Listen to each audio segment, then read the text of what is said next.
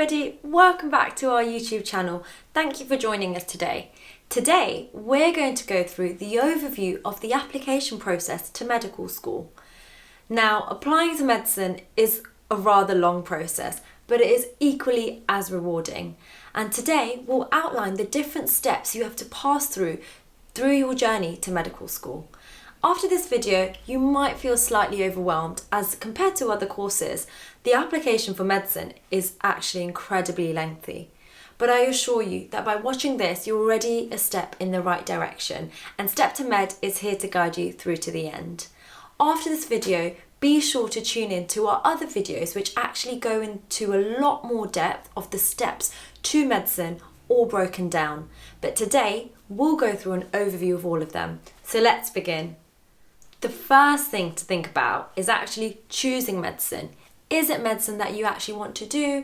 Is it dentistry, or is it any other career?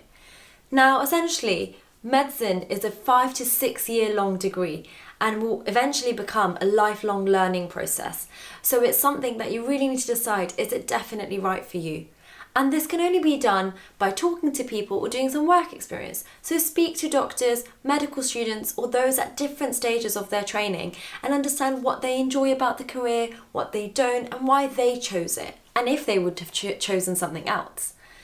Also, try and do some preliminary work experience just so you have a flavour for what being a doctor involves. And if you enjoy it, then absolutely fine. And if not, then you should try out other specialties. Also look at other related or similar healthcare professionals, so pharmacists, opticians, dentists. Go on some work experience with them and see, do you like it or do you not like it? And if you don't and you prefer the medical side of things, then you kind of know where you're heading. And lastly, think about the qualities, skills and attributes that doctors have and what they embody, and do some of these resonate with you? For example, their commitment to learning, their stamina and persistence and resilience to keep going on, their team working abilities, their communicational and interpersonal skills, and their empathetic nature towards patients, their desire for lifelong learning, and also lots more skills and attributes which you can find listed on our website. If some of these do resonate with you and feel like you already have them, then you're probably already on the right track. Next, we're going to move on now onto work experience and volunteering and how this can inform your decision more so for medicine or dentistry. So, work experience and volunteering are crucial to your application. This is because work experience initially gives you some sort of insight into what you could be going into, and also it allows a talking point at interview. It allows you to justify why you want to do medicine to your admissions tutors, both in your personal statement but also in your interview in person. And if you've done it, it's therefore more authentic and original and easy for you to talk about. Also, we understand that work experience can be difficult to get, and admissions tutors are very, very aware of this. So they do value virtual work experience. So tuning into a webinar or listening to vlogs by different healthcare professionals, keeping up to date with the media and reflecting on this.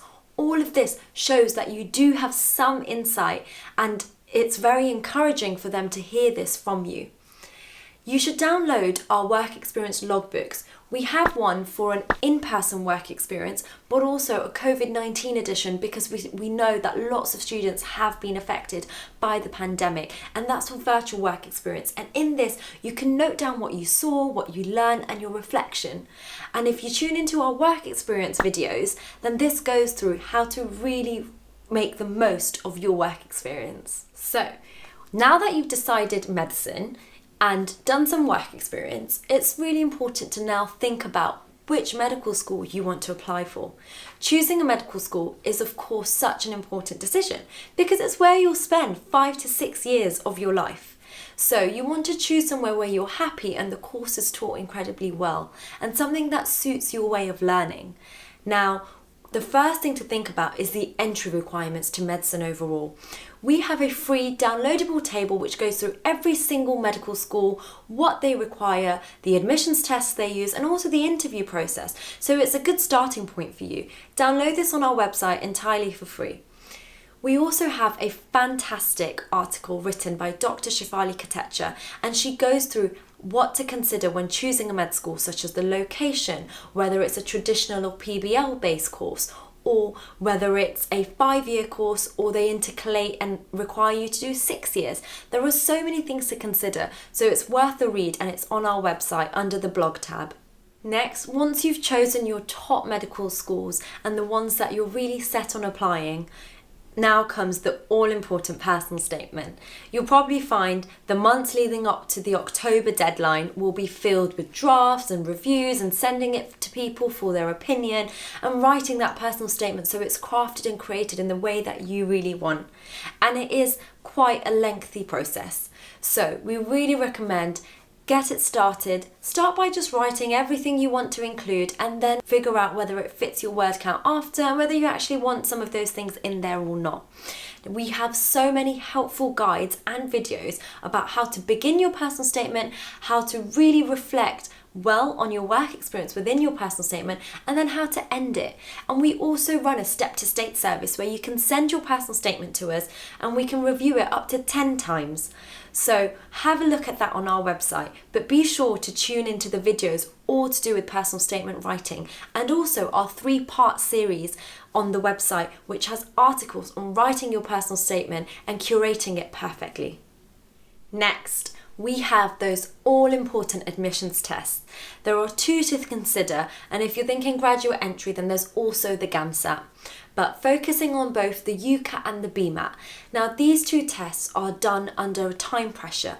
The UCAT tests your mental abilities and how to problem solve under time restricted conditions. This is often a computer-based exam, and during the pandemic they've allowed students to sit this at home, but also if a test centre is open and you prefer to do it there, then you can do it at a Pearson VUE test centre. Please read the updated guidance on our website, but also the UCAT official website, because things are changing rapidly. This is required by some universities. Other universities, however, require the BMAT. This is the biomedical admissions test, which tests more of your academic suitability and is also quite restricted on time. And you should practice the past papers for these that are available online. Now, even with the BMAT, the changing of times and months that it's set out is happening. So for example, September 2020 sitting has been cancelled, but also look at which universities prefer which sitting, because often the majority of students take this test in November after the October submission deadline of your UCAS form. But to stay up to date, visit our website and the BMAT official website. Next, we have those all-important interviews. We know this is often the most nerve-wracking part of the whole application process for students, because this time you're in person, showing why you want to do medicine, it's under a time pressure, and there's no editing involved, such as in those personal statements. But it's only as nerve-wracking as you make it. If you go in there calm and well prepared, you actually sail through those interviews. So, how can you prepare? The first thing you could do is research each university's interview style. Actually, we've done this for you. It's in the table on our website. So download that and make sure you know whether it's an MMI interview or a traditional panel interview and what's involved in each station, or what do they ask you in those panel interviews. The next thing you could do is go through your personal statement and pick out what you want to talk about, which work experience examples you wish to bring up and have as a topic of discussion at your interview, and brainstorm this. Also, practice in the mirror or do mock interviews with your friends, your teachers, or at home with your family, because it's the best way to start verbalizing and practice articulating your examples out loud.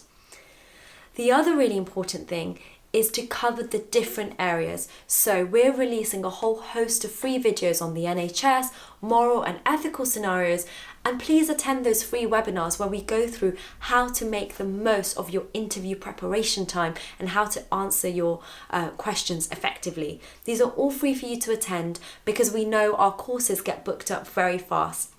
Lastly, do try to sign up to our Step to Interview course. It's the UK's most affordable course with a 98% success rate, and it's trusted by 20 schools. We go through every possible aspect of your interview, from the NHS and key topics, to the different interview styles, to moral, ethical scenarios, work experience and your insight and motivation to medicine. But also we give lots of mock interviews, and that's what students find the most effective for them. So definitely sign up to our Step to Interview course. The final hurdle after those interviews are, of course, your exams. Now, you need to meet your offer and excel in them, and you know that. So the most important thing you can do is prepare in advance, revise effectively, practice those past papers available on the exam board's website. We know during the pandemic, lots of things have changed, but our advice is if you have an exam to sit, ensure you prepare as fully as you can so that you meet that offer to medical school. To summarise, we've gone through an overview of the application process, from choosing medicine to then choosing your medical school, gathering some work experience and volunteering work, preparing your personal statement and eventually your UCAS form effectively, and also preparing for the UCAT and the BMAT and those all-important admissions tests. Lastly, we finished off with going through your interview preparation techniques as well as the final exams.